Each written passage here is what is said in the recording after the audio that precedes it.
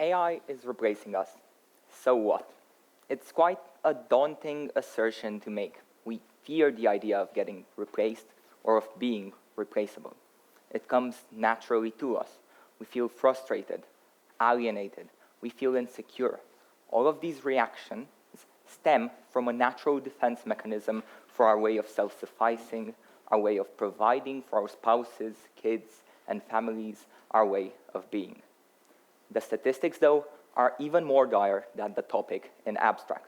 We're talking about 300 million jobs which are due to be lost by 2030 alone. We're talking about 1 in 3 workers who fear that their job is at threat, and 15% who claim to have already been replaced by a robot.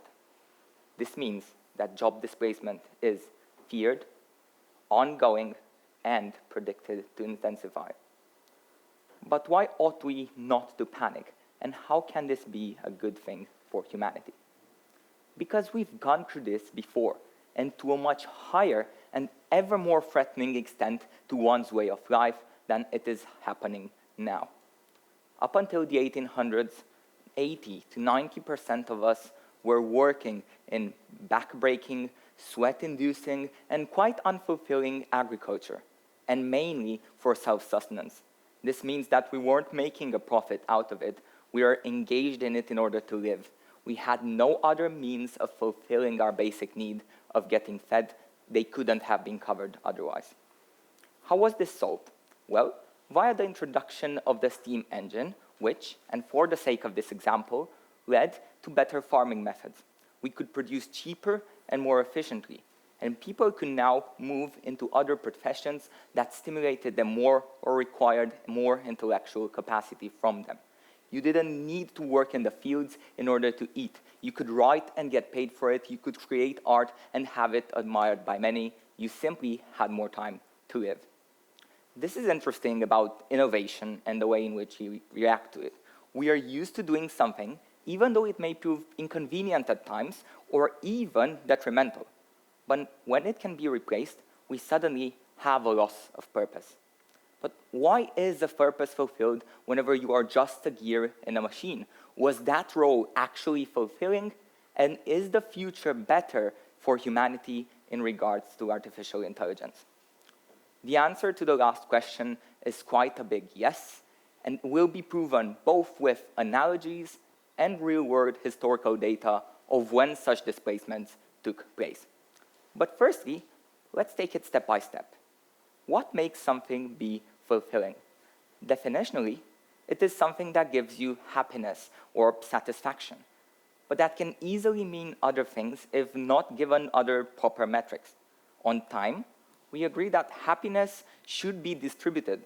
Else, we could just drug ourselves for a couple of weeks or months in order to experience maximum euphoria, after which we'd probably have shaven off a couple of good decades of our lifespans.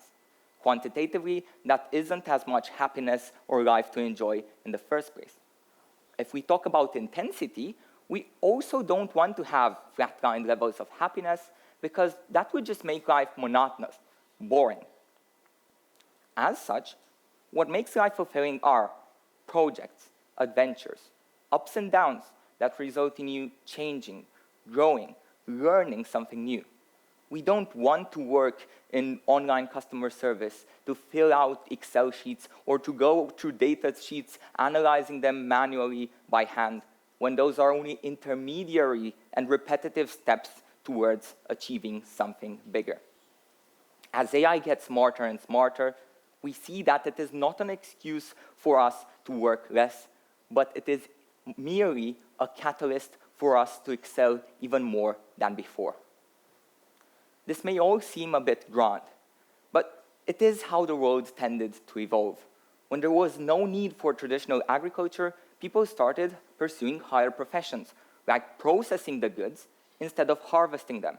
After that got more efficient, we got to operating machines. After that, we started pursuing higher education, becoming doctors, lawyers, and engineers. My point is that we are and have always been capable of doing more.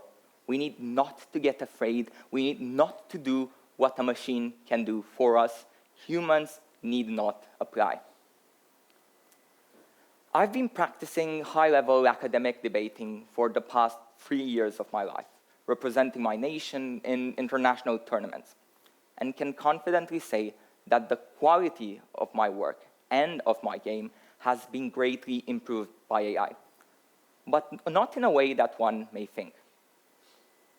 At competitions, some of the motions we debate or themes are preparatory, meaning that we need to spend weeks or even months preparing cases for them.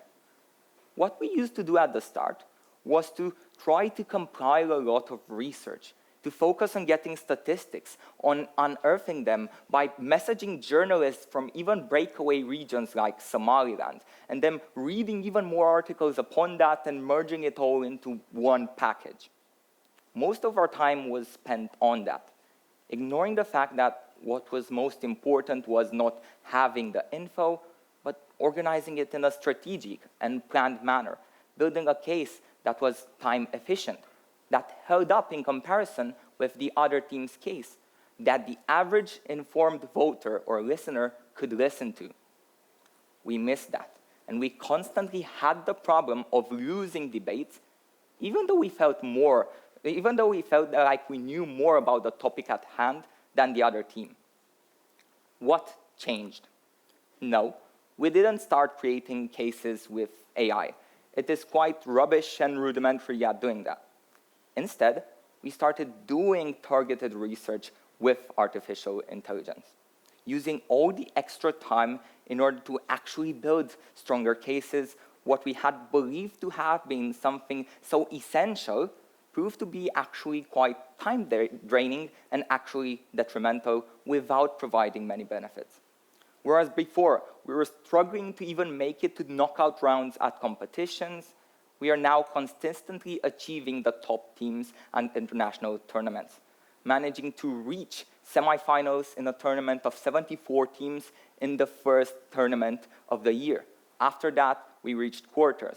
Just last month, then, we managed to break it to second place at the European Championship, beating even teams and native teams like England.